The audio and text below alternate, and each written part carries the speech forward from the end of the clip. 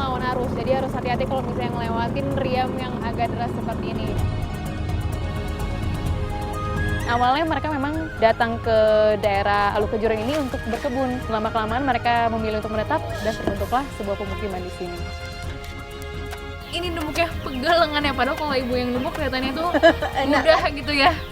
Aduh, salut sama ibu yang kerjain semuanya sendiri. Cukup tuh Bu buat belanja sehari-hari, buat sekolah gitu. Mana lah cukup.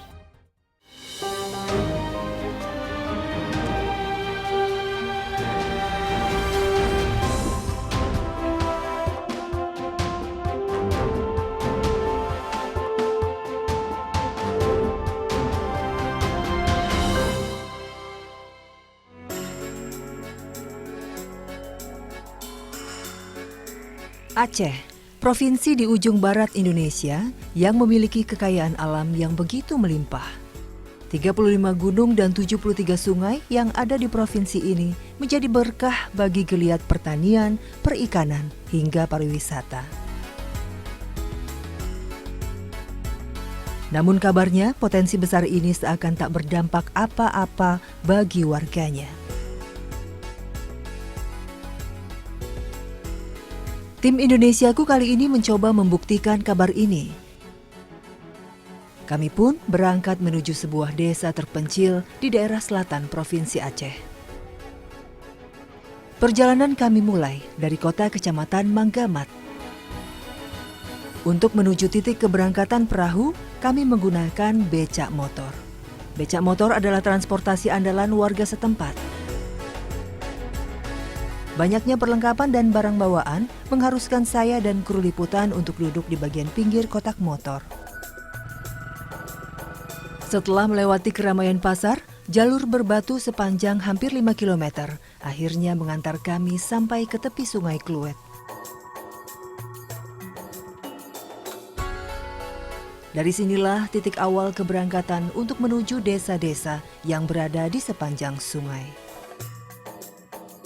Tujuan kami adalah desa paling ujung di Hulu Kluet.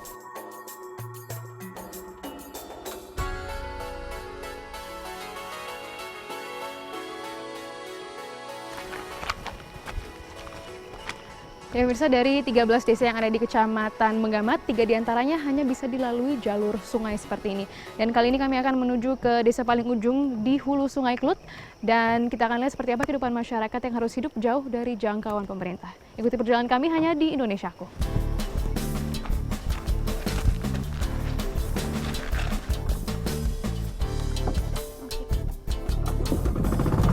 Setelah semua siap, perahu kami langsung melaju.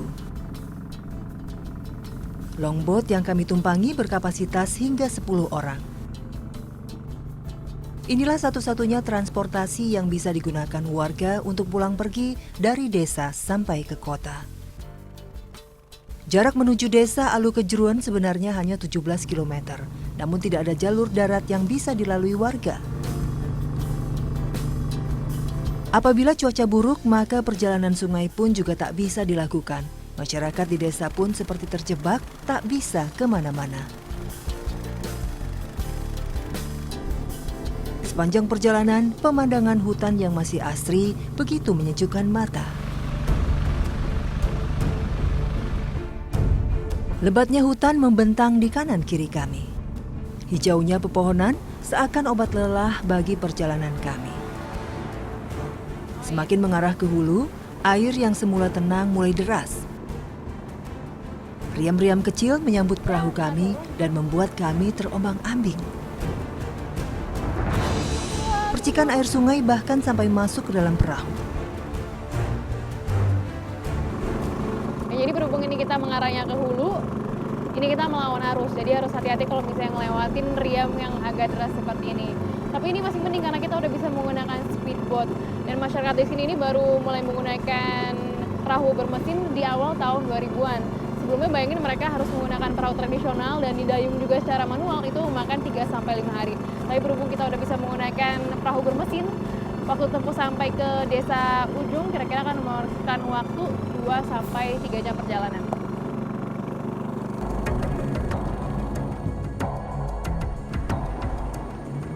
Perjalanan kami lanjutkan. Beberapa riam besar lainnya nampak di depan kami. Untungnya sang motoris sudah mahir menghadapi situasi sungai yang sedang deras. Perahu kami pun bisa lolos. Aliran sungai menuju desa Alukejruan kembali tenang. Namun tiba-tiba sang motoris meminta para penumpang untuk turun dari perahu. Ini turun dulu ya Bang ya? Turun dulu. Rupanya, riam berikutnya berada di kedalaman yang cukup dangkal.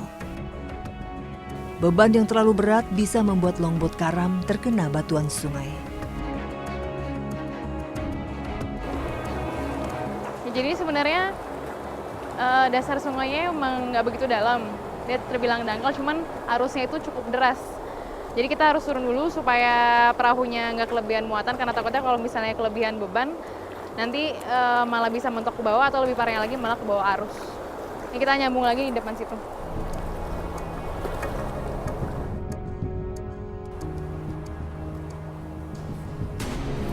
Bersama penumpang lain, saya berjalan kaki menyusuri pinggir sungai, melewati batuan licin dan jalur yang terhalang dedaunan dan ranting. Perahu yang sudah kosong pun bisa melewati riam dengan aman. Dan longboat kembali kami tumpangi.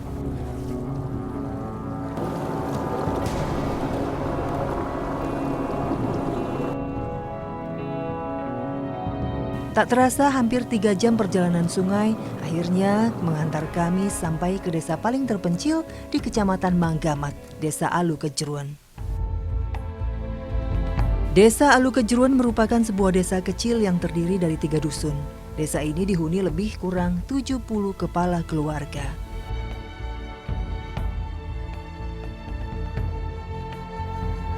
Rumah-rumah tradisional dari papan masih jamak ditemukan di sini. Termasuk sebuah sekolah dasar 1 atap. Meskipun listrik sudah masuk sejak 1 tahun terakhir, sinyal telepon belum terjangkau di sini.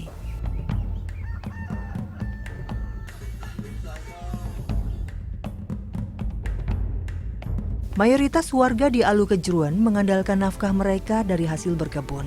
Mereka memanfaatkan lahan subur di kaki pegunungan untuk berbagai hasil tani. Kali ini, saya mengikuti Ibu Jarning menuju lahan kebun coklat miliknya. Lokasinya pun tak jauh dari pemukiman. Beberapa ibu lainnya sudah tiba terlebih dahulu di kebun.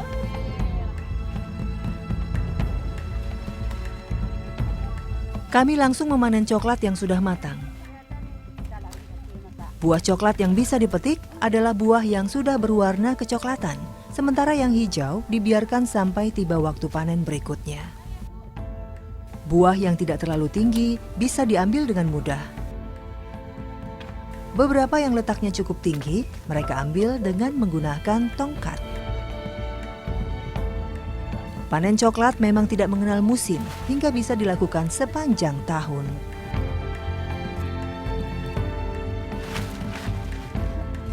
Usai mengumpulkan cukup buah coklat, kami pun kembali ke rumah.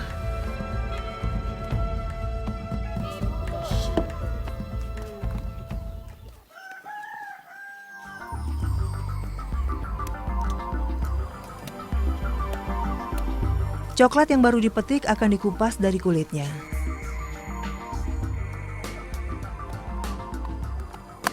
Setelah itu, isi coklat akan dijemur hingga kering. Butuh 1 minggu agar coklat bisa benar-benar kering.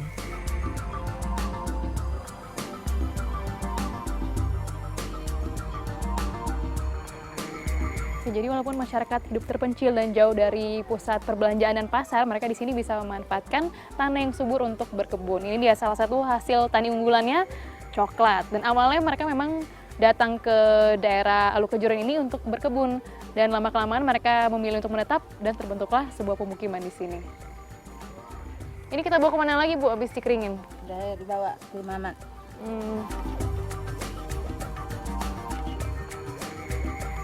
Ini Ibu bikin apa lagi Bu? Selain coklat, kopi merupakan produk andalan warga Manggamat. Setelah panen coklat, Ibu Jarning melanjutkan harinya dengan membuat bubuk kopi.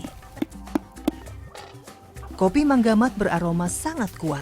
Tak jarang, warga mencampur biji kopi dengan sedikit beras agar rasa kopi tidak terlalu kuat.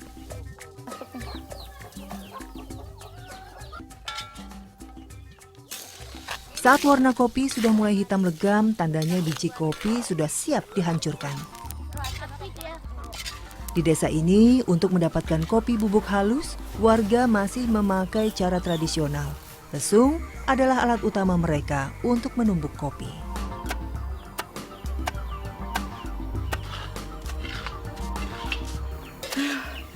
Ini pas ditumbuk sih enak, baunya kecium aroma kopi. Cuman ini numbuknya pegal lengannya, padahal kalau ibu yang numbuk kelihatannya tuh mudah gitu ya. Aduh, salut sama ibu yang kerjain semuanya sendiri. Kalau Ibu, lihat saya orang, serahkan lagi ke ibu buat numbuk. Pegal.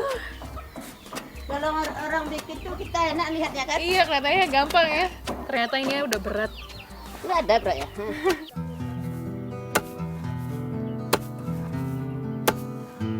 Menurut Jarning, sebenarnya mereka menjadi petani hasilnya kadang tak sebanding dengan modal untuk membayar perahu pengangkut hasil tani mereka. Ongkos perahu Rp50.000 untuk penumpang dan Rp30.000 untuk karung hasil berkebun yang dibawa. Terkadang cukup memberatkan para petani, termasuk Jarning.